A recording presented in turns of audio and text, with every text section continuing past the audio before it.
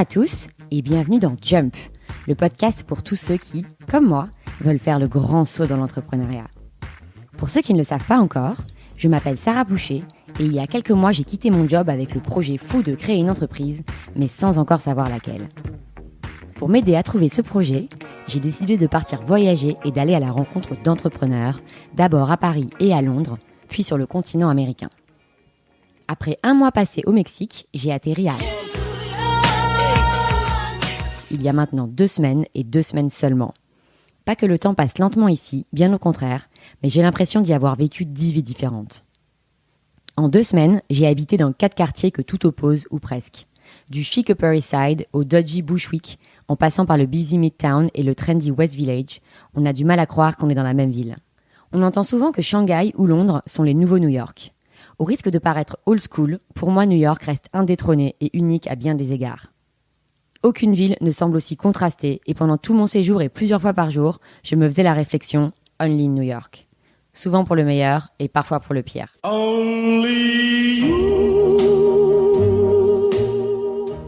Tout d'abord, il y a clairement une énergie particulière qui se dégage de cette ville. J'avais à peine atterri à JFK à 2h du mat que j'étais déjà en train d'arpenter Manhattan de long en large dès 8h le lendemain, avec la sensation que rien ne pourrait m'arrêter. Ni les yellow cabs qui dévalent la 5e à toute allure, ni les $38 pour monter en haut de l'Empire State Building, ni les 3 donuts que je m'étais enfilés au petit-déj. I'm walking down the street and my heart goes boom. In a minute we will meet and my heart goes... Cette énergie vient sans doute du fait que New York, c'est la ville de l'éclectisme par excellence. Les soirées LGBT licornes du House of Yes côtoient le conservatisme de la manif pour tous qui vient prier devant le planning familial en plein après-midi. Le kebab halal est voisin du falafel kasher, le resto vegan est à côté du McDo et Little Italy jouxte Chinatown. Ici, chacun fait ce qu'il veut et tout le monde s'en fout. Welcome to America. New York ne faillit pas non plus à sa réputation de ville qui ne dort jamais. Ici, on va s'acheter du shampoing à 3h du mat', on sort jusqu'à 5h le mardi et on fait la queue au resto le dimanche soir. Pendant ce temps qu'en France, quand j'envoie un message à mon banquier, je vous laisse deviner pourquoi faire, je reçois un out of office de 10 jours alors que les ponts de mai n'ont même pas encore commencé. 2 pays, 2 ambiances. On dit souvent que New York est une ville très européenne. Pourtant, récemment, elle a plutôt pris des airs de Californie et le combat East Coast ou West Coast semble tourner à l'avantage de cette dernière.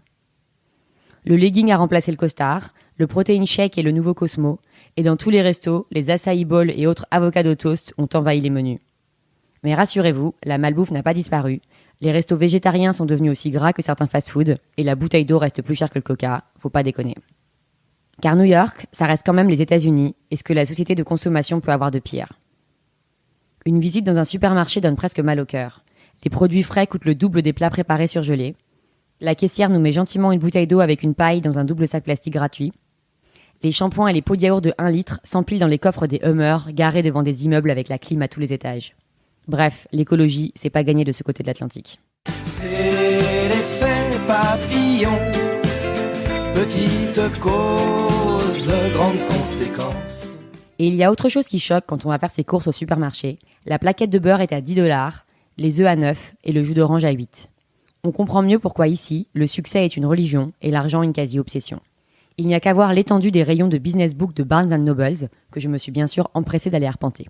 Malheureusement, entre 2 pages de Shoe Dog, un badaud s'est senti la nécessité de me remettre les pendules à l'heure et de me dire « Listen honey, you either need to be born rich or marry rich ». Comme ça, c'est clair.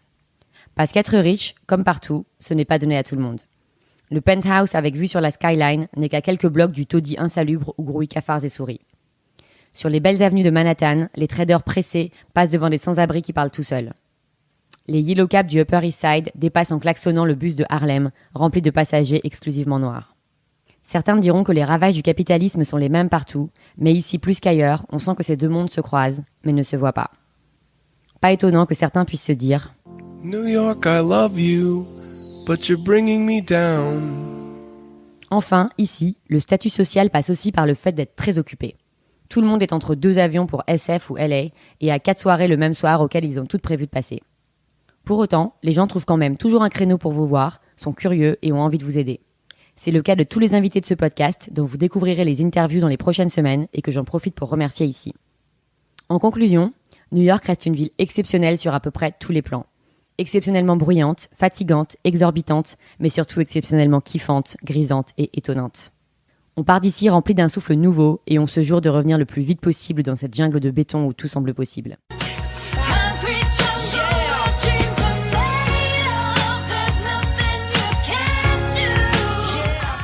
En attendant, je m'en vais retrouver le soleil de la culture latino, puisque je me suis envolée ce matin pour la Colombie.